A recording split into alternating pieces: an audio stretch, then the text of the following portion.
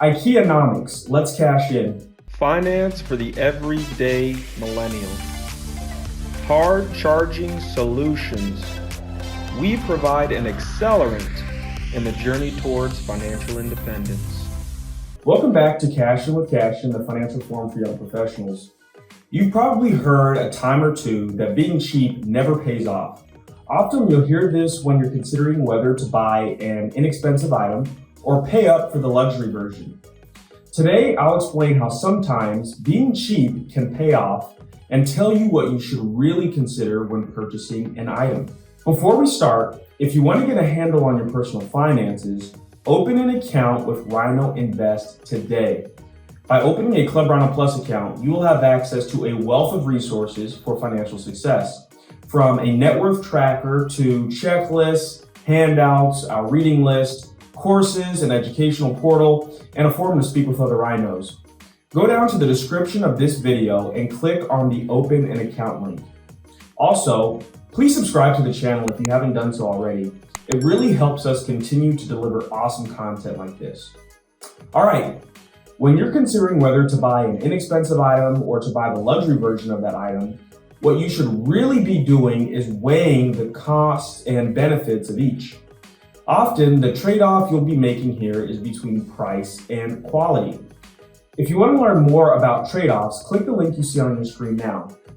Again and again, you'll hear people say that if you buy the cheap item, you will just have to constantly replace it, and you would have been better off just buying an item that had more quality and durability. This does make some sense. However, let's say that every couple winters you find that your $50 coat is already worn out from use. In this case, if you had paid up for the $150 coat that could have lasted you 10 years, you would have been saving about $100. However, what you need to keep in mind is that even though the salesperson for the luxury item would like to convince you otherwise, price and quality do not always match up. An item with a high price may not be of higher quality, and items with lower prices aren't always lower quality. Instead, you need to do your own research. If you can, try out products before you purchase them. Look for brands that are known for quality. Check out customer reviews. And once you've done that, it's going to be time to weigh the costs and the benefits. How much does each product cost?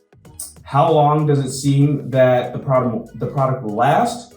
Are these substantial differences in quality between the products, or are you paying a lot more for a slight improvement? One great example where being cheap can really pay off is IKEA furniture. IKEA furniture is extremely durable. It can often last just as long as the luxury version you're considering, and often it will run you about half the price or even less. Another great example is prescription glasses. At the eye doctor's office, frames and lenses can often run you $300 or $400. Get a designer brand and you've tacked on another $200 or $300. But with the rise of retailers like iBuyDirect and Warby Parker, you can get prescription glasses that will last you just as long and look just as good for less than $100. Instead of always buying the cheapest option or always buying the highest priced item because you assume it must be the highest quality, think hard about the longevity of everything that you buy. Doing this will help you achieve the most in overall cost savings. Subscribe to this channel to see more of our content and click the bell icon to receive a notification when a new video is published. Thank you for watching, and until next time, this is Cassian reminding you that it is always a good time to cash in with Cassian.